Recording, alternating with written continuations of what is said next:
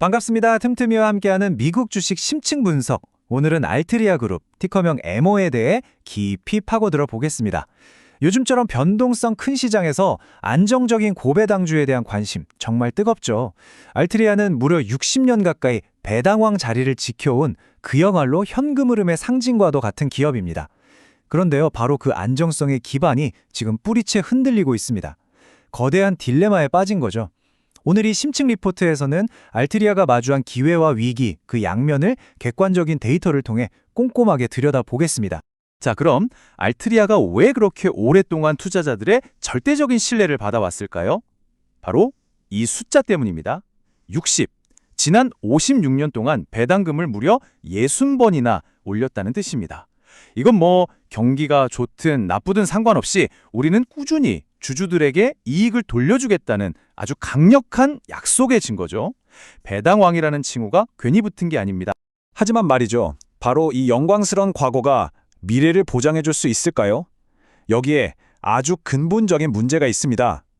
이 엄청난 배당의 원천이었던 핵심 사업, 바로 전통적인 담배 사업이 이제는 회사의 존립 자체를 위협하고 있다는 겁니다. 그 쇠퇴 속도가 점점 더 빨라지고 있거든요. 과연 이 회사는 계속 버틸 수 있을까요?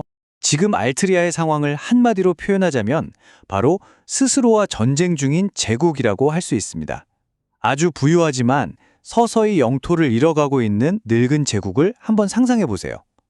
한쪽에서는 어떻게든 기존의 영토를 지키려고 안간힘을 쓰고, 동시에 다른 한쪽에서는 그 영토에서 나오는 막대한 자금을 쥐어짜서 미지의 신대륙을 찾아 떠나야만 하는, 정말이지 두 개의 전선에서 동시에 힘겨운 싸움을 벌이고 있는 모습입니다.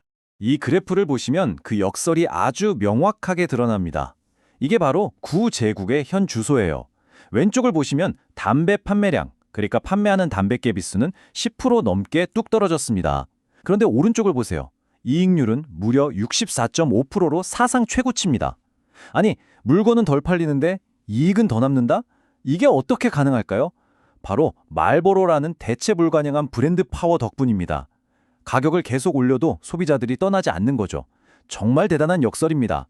자, 그럼 다른 한쪽 전선, 바로 새로운 개척지는 어떨까요? 알트리아는 방금 보신 그 구제국에서 번 박대한 현금을 바로 이 무연 제품 시장에 쏟아붓고 있습니다.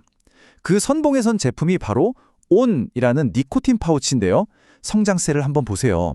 출하량이 무려 26.5%나 급증했습니다. 그야말로 폭발적이죠. 네, 바로 이 지점이 알트리아의 미래를 긍정적으로 보는 이른바 불 케이스의 핵심입니다. 낡고 쇠락하는 제국을 발판 삼아 완전히 새로운 제국을 성공적으로 건설할 수 있다는 거죠. 과연 그게 가능할까요? 왜 그렇게 생각하는지 그 근거들을 지금부터 하나씩 짚어보겠습니다. 알트리아가 내건 목표는 아주 구체적이고 또 야심차입니다. 바로 2028년까지 이 새로운 개척지, 즉 무연제품 사업에서만 순매출 50억 달러를 달성하겠다는 겁니다. 이건 단순히 희망사항을 말하는 게 아니에요. 우리 회사의 미래는 이제 이쪽에 걸려 있다고 시장에 사실상 선언한 셈입니다. 그럼 이 50억 달러라는 목표를 어떻게 달성할 것이냐? 알트리아는 세 가지 핵심 무기를 준비했습니다. 우선 이미 폭발적인 성장세를 보여준 오닌과 그 후속작 오닝 플러스, 니코틴 파우치로 시장 지배력을 더 키우겠다는 거고요. 그리고 엔조이라는 브랜드를 앞세워서 거대한 전자담배 시장에 본격적으로 뛰어들겠다는 계획입니다. 마지막으로 플룸이라는 제품으로 관련형 전자담배라는 새로운 시장까지 넘보겠다는 거죠. 이 삼각편대가 바로 알트리아의 미래 성장 동력입니다. 하지만 이 새로운 제국으로 가는 길이 그렇게 순탄하기만 할까요? 당연히 아닙니다.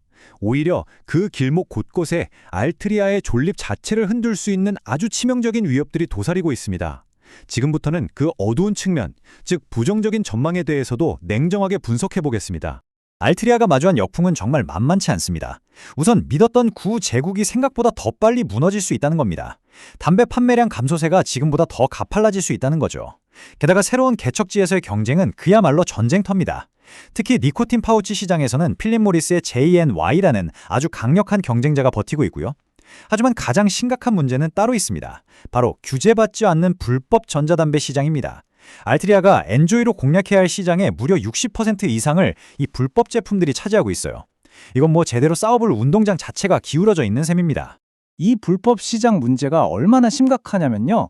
알트리아 경영진이 직접 공식 석상에서 이렇게 말할 정도였습니다. 지금 이 불법 베이프 시장 상황이 우리 목표 달성 능력에 심각한 지장을 주고 있습니다. 라고요. 회사가 스스로 우리 계획이 위협받고 있다고 인정한 겁니다.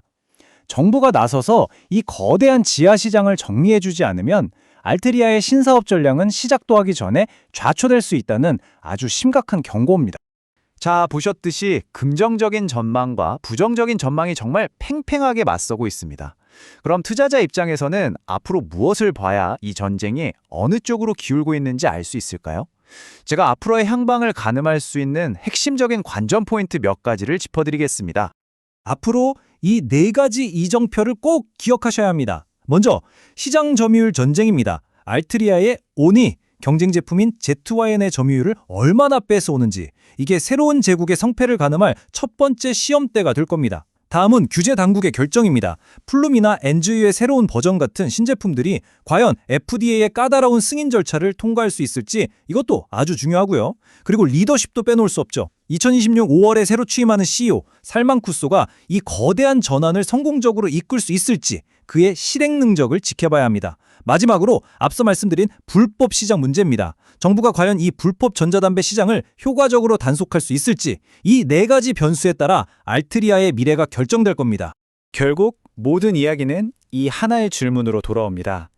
20세기를 호령했던 이 거대한 제국은 자신의 기반이 완전히 무너져 내리기 전에 과연 21세기의 미래를 성공적으로 건설할 수 있을까요? 오늘 함께 살펴본 내용들이 여러분께서 이 복잡한 기업을 이해하고 자신만의 투자 기준을 세우시는데 조금이나마 도움이 되었기를 바랍니다. 오늘 다룬 내용에 대한 더 깊고 날카로운 토론은 저희 오디오 팟캐스트 본편에서 이어가도록 하겠습니다. 다음 분석을 원하시는 기업이 있다면 언제든지 댓글로 남겨주세요. 지금까지 틈틈이었습니다. 감사합니다.